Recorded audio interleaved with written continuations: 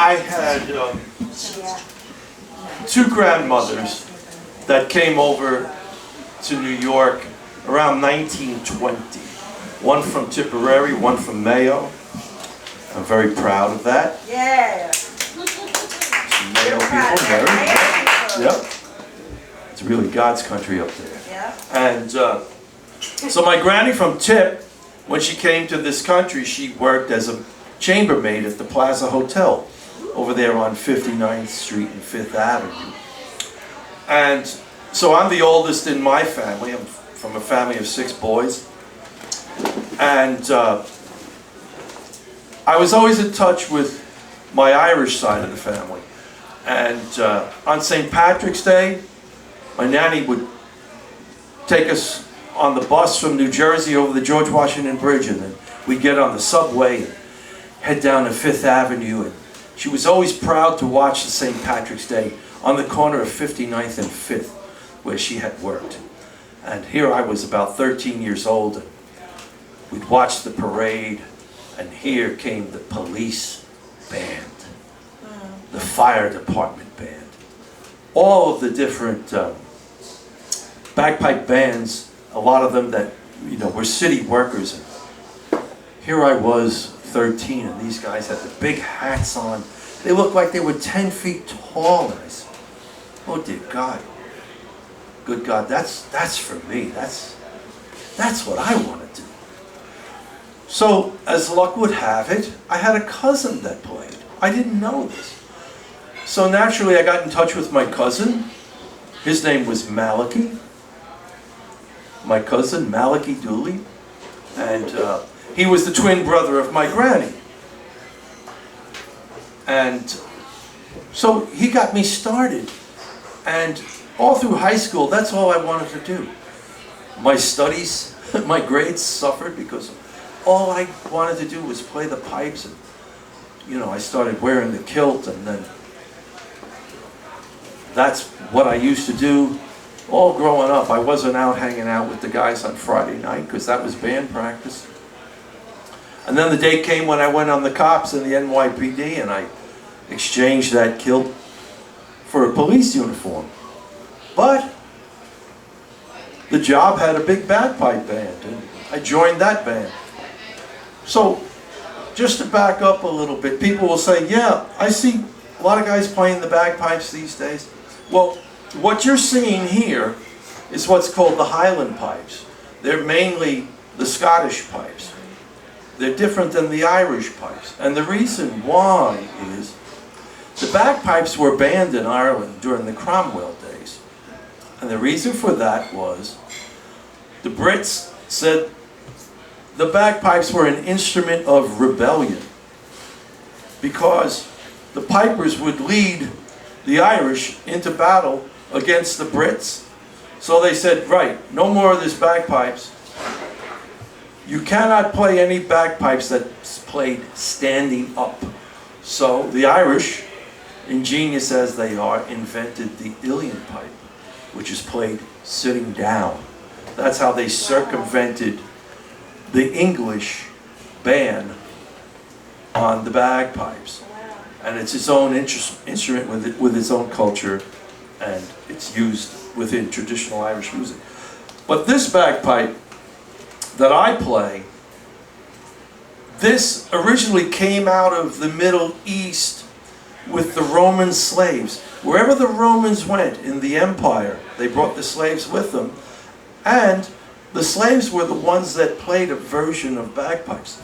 So wherever the Romans went, all the slaves needed was some type of animal skin and wood, and they could carve a bagpipe.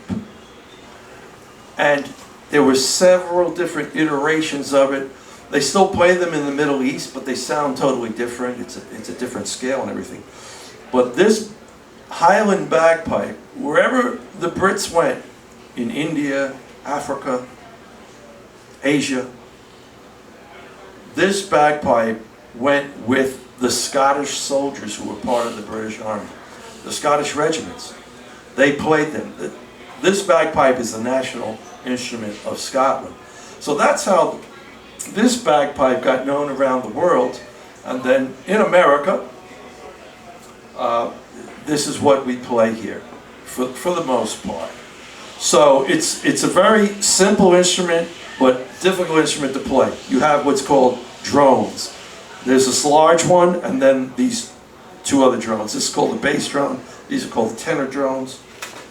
And here we have a leather bag. It acts as a reservoir. And within each of these drones, and this thing here called the chanter, there are reeds. And on the chanter, there's 9 holes. So that's what you play the melody on. And here's your blowpipe.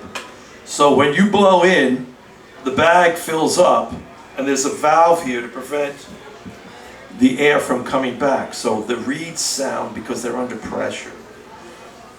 Simple enough. And you can see why, thousands of years ago, they were able to make this instrument. However, playing it, they've done studies, they say it's one of the most difficult instruments to play. But like any instrument, if you play an instrument, your brain develops, so it learns how to do it, and then it just becomes a bit of second nature. For me, playing the pipe starting around 14 years old, it's just been part of my life.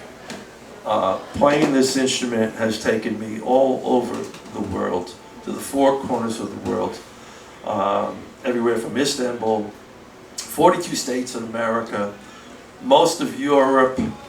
I toured with Rod Stewart at one time. I've been a guest, the only American piper to have played for Queen Elizabeth at Balmoral Castle as her guest. Wow. Yeah, maybe I shouldn't have said that.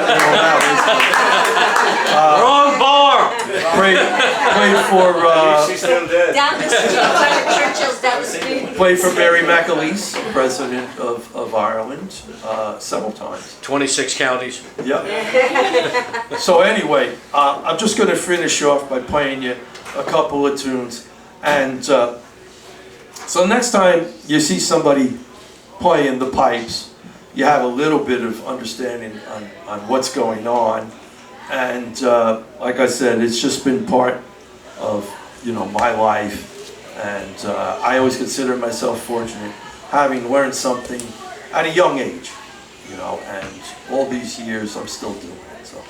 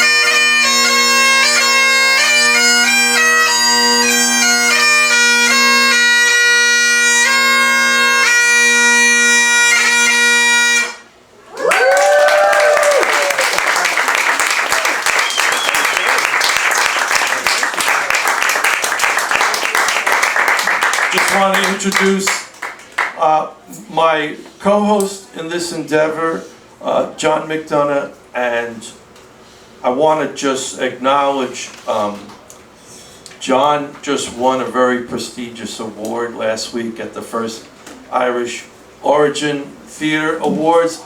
John, I, and Brendan Fay were part of a play called The Cop Cabbie and a Crusader, and John won the award. It's called the Spirit of the Festival Award, and it's so well deserved, John.